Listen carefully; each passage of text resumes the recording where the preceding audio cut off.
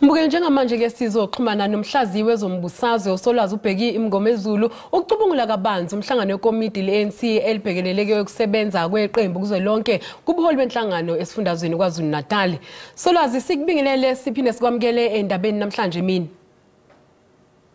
Asibingelele dadewethu, sibingelele ithimba lakho bese sibingelele nakubalaleli. Siyabonga njengoba ubuholi be-ANC kuzwelonke bahambele kwaZulu-Natal ukuyobhunga ngenqinamba ekhungethe iqembu lesifundazwe. Engabe lokhu kudweba isithombe sokuthi ubuholi bukazwelonke abusathembini ubuholi bukaSiboniso Duma noBheki Mtolo esifundazweni? No, asiqale ngokusho dadewethu ukuthi akuyona into okufanele isethuse uma ngabe ubuholi be-ANC buya kunoma isiphi isifundazwe kulezi zisishagalolunye ukuyobheka ukuthi ngabe iqembu limi kanjani. Uma uzobheka ke isifundazwe saKwaZulu-Natal siyazi ukuthi isona sifundazwe esikhulu kwi-ANC nokwenza ukuthi uma ngabe iqembu lingenzi kahle kuzwelonke kube ukuthi kufanele babheke ukuthi esifundazweni saKwaZulu-Natal iqembu lenza kanjani.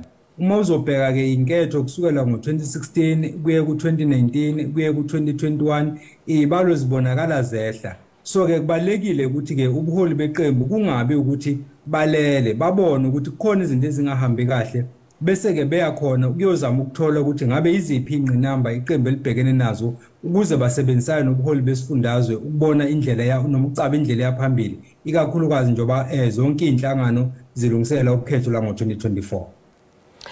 Emkhandlini dolobha waseThekwini sekugelelele umnyango kaKhokutha kuzwelonke ngenxa yokungagculiseki ngendlela okulawulwa ngayo kuleli dolobha eliholwa imeya uMxolisi Khawunda. Kanti ke nasenkethweni zokuchibiyela iANC ilahlekelwa amandla. Kungenzeka yini ukuthi lezi ngezinye zezizathu ezenza iANC kuzwelonke ukuthi ke iqoke kuzohlanganisa amakhanda ngobuholi beqembu kwaZulu-Natal? Noma abaholi bengakuphika lokho dadewethu iqiniso lisobala ukuthi njengoba usushilo ukuthi kunezinto ezingahambi kahle emkhandlweni weTheku. Sokhumbula ukuthi izolo lokhu ubaba uMxolisi Khawunda waphuma ngembokweni nalethi wacishe wasiluza isikhundla sakhe noma wasuswa esikhundleni sakhe sokuba ngumeya weTheku. Okukhombisa ke ngokusobala ukuthi uzinzo alokho nangesikhathi futhi kuphuma isekela lakhe ubaba uMavundla lo we-SABC sizokhumbula ukuthi kube khona izinto ezingahambanga kahle noma abantu abakhale ngazo. Okusho ukuthi ke vele uzinzo alukho kahle eThekwini. Kubalekile ke ukuthi njengesifunda esikhulu ku-ANC kuzwelonke iqembu lenze isiqiniseko sokuthi liyahamba liyothola ukuthi yini le ngempela engahambi kahle eThekwini ukwenzela ukuthi uma kukhona izinto abangakwazi ukuzilungisa bazilungise kusenesikhathi ngoba uma bezolinda kuze kube ukhetho la ngonyaka ozayo kungenzeka bathi besukuma bathola ukuthi vele isikhathi sibashile bese ke amanye amaqembu afana ne-IFP eyenze kahle kakhulu uma ngabe kuba khona inketho zokuchibiyela bese igcine isithatha isifundazwe ngoba okwamanje inkomba zikutshela ngokusobala ukuthi i-IFP yenza konke okusemandleni ukuthi ngonyaka ozayo isithatha isifundazwe saKwaZulu-Natal. So ke leyo nto engicabanga ukuthi ke abaholi be-ANC bayibhekile base bethi abake basukume babone ukuthi akukho yini mhlambe abangakwenza ukuzama ukusindisa isifundazwe ukuthi singagcini siya izimbangeni zabo okuyi-IFP. Solwazi Onobhala jikelele we-ANC ufikile embalula ukuvezile ngolesihlanu ukuthi kunohlangothi ngaphakathi eqenjini i-ANC kwaZulu-Natal olufuna ubuhlakazi ubuholi balesi sifundazwe. Kungenzeka yini ukuthi uMengameli Ramaphosa nabambisene nabo bagcine bethatha isinqumo salolu hlobo? Bengasithatha leso sinqumo leso kuyobe kukhombisa ubudedengu ngoba awukwazi ukuthi lingathi iqembu lilungisela ukhetho ngonyaka ozayo bese futhi udala ukwehlukana ngaphakathi.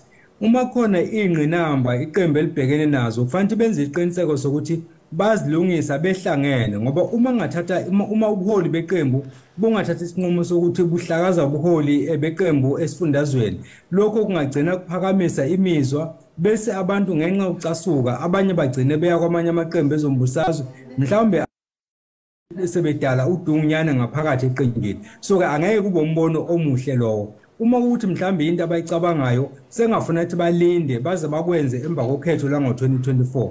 Okwamanje noma ngabe kuthiwa bakhona abangaphakathi kwe-ANC abangeneme ngobuholi obukhona noma abanomuzwa ukuthi ubuholi abuhlakazwe kodwa kufanele lo mbono bake bathi ukuhlala phezukwawo kuze kudlule ukhetho la ngo2024 bese bebona ukuthi balungisa kanjani sebelungisela ukhetho lohulumeni basekhaya oluzolandela emva kokhetho la ngo2024. Ukuhlakaza iqembu manje kungabe nje obukhulu ubudedengu okungadala futhi isilonde singeke size siphole ku-ANC. Solazi Mngomezulu sibonge kakhulu ngesikhathi sakho namhlanje mini. Loyo ke bengungisolazi ubheki Mngomezulu echaza kabanzi ngongenelela kobuholi be-ANC kuzwelonke kulezo ngqinamba ezibukekazi haqe ANC kwaZulu-Natal.